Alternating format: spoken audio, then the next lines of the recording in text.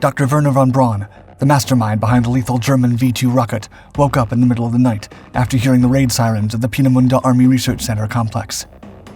Still with sleep in his eyes, he made his way to the Raid Alert Communication Center to see if the enemy had truly discovered the top-secret facility on the quiet island of Usedom in the Baltic Sea.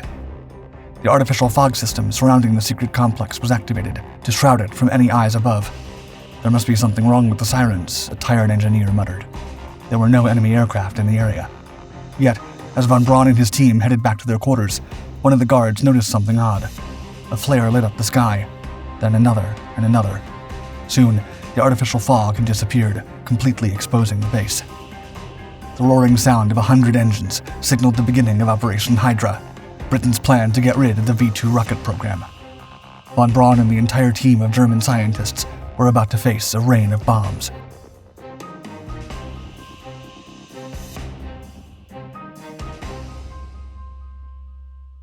The secret lab.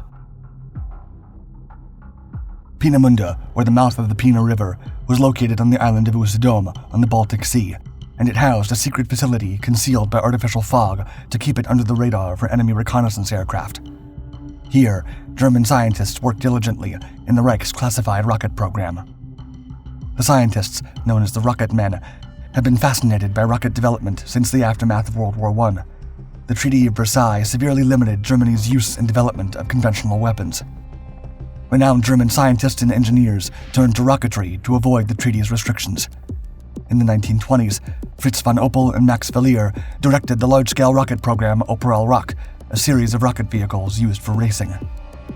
This rocket rumble paved the way for the Wehrmacht's interest in rocketry for military purposes during the early 1930s. An experimental center to test rockets was built on the outskirts of South Berlin. Still, it soon grew and was relocated to the small fishing village of Peenemünde.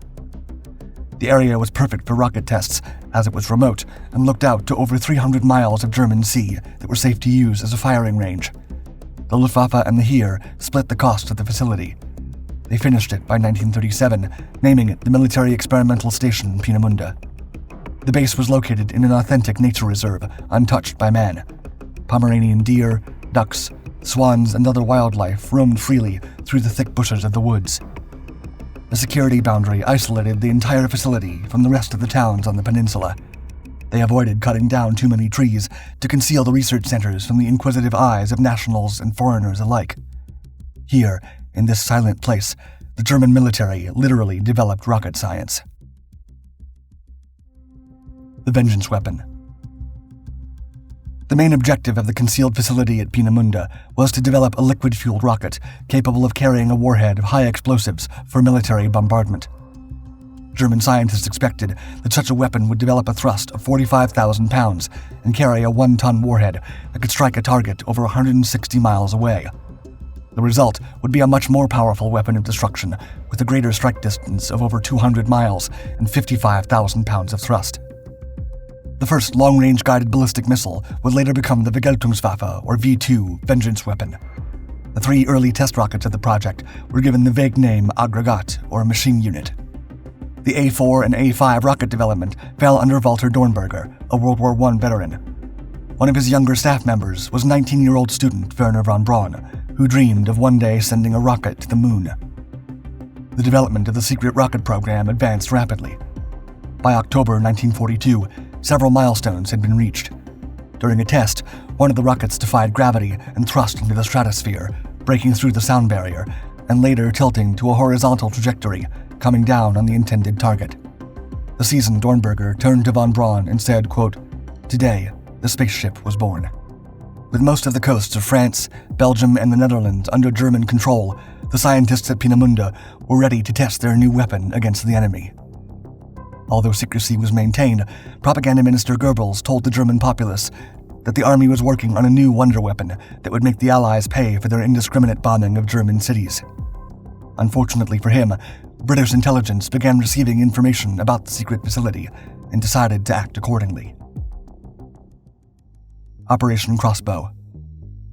Intelligence gathering began at the outbreak of the war in 1939, when the British naval attaché at Oslo received an anonymous letter and a small package containing details of long-range rockets being tested at Peenemünde. The information from the Oslo report was later confirmed by another Stockholm leak supplied to the British in 1942. Nevertheless, the British never acted on this until late 1943, when captured German generals and other officers were heard talking about the rocket program.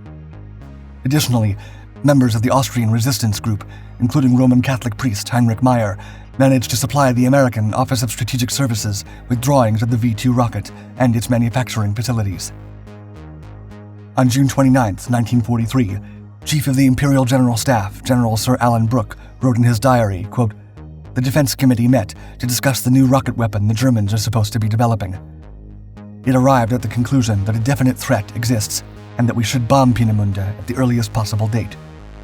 This initiated Operation Crossbow, a code name employed by the Anglo-American Air Forces to destroy all the German facilities tasked with developing the long-range V-1 and V-2 rockets. Some of these sites were already under construction in northern France, with aims to reach further into Great Britain." The Hydra strikes. One of the subsidiary targets of Crossbow was Operation Hydra, the destruction of Peenemünde.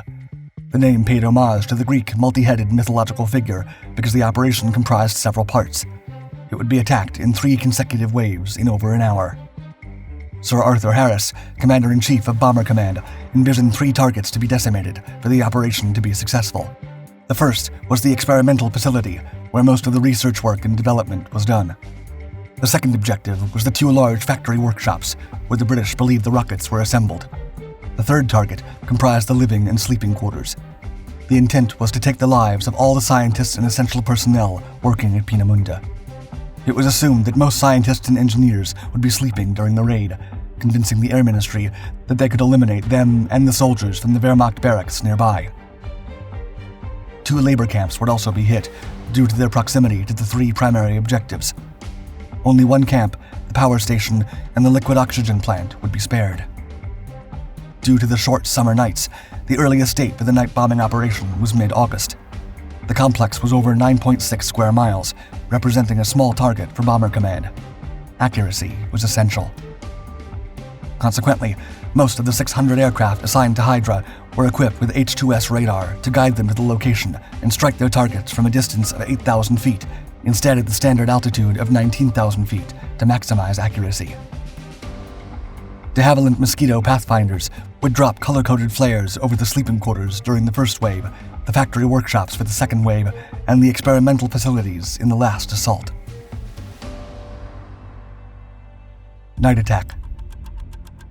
On the night of August 17, 1943, the British launched Operation Whitebait, a diversionary raid on Berlin to lure Luftwaffe night fighters from Peenemünde and leave it defenseless for Hydra.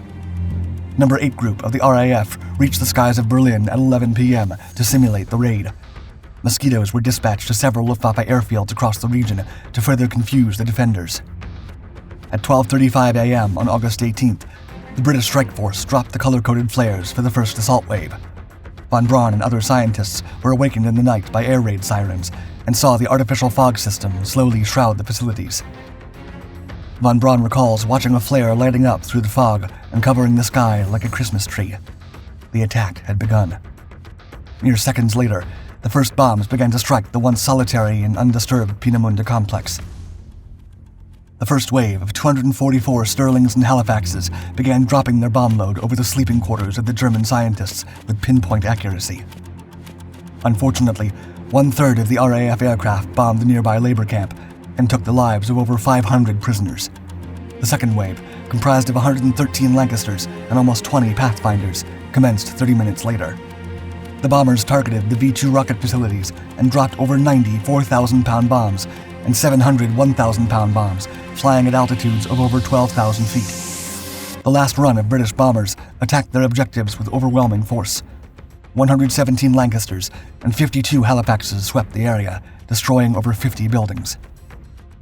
Luftwaffe night fighters began to show up, which led the Allied bombers to drop the remaining payload anywhere they could.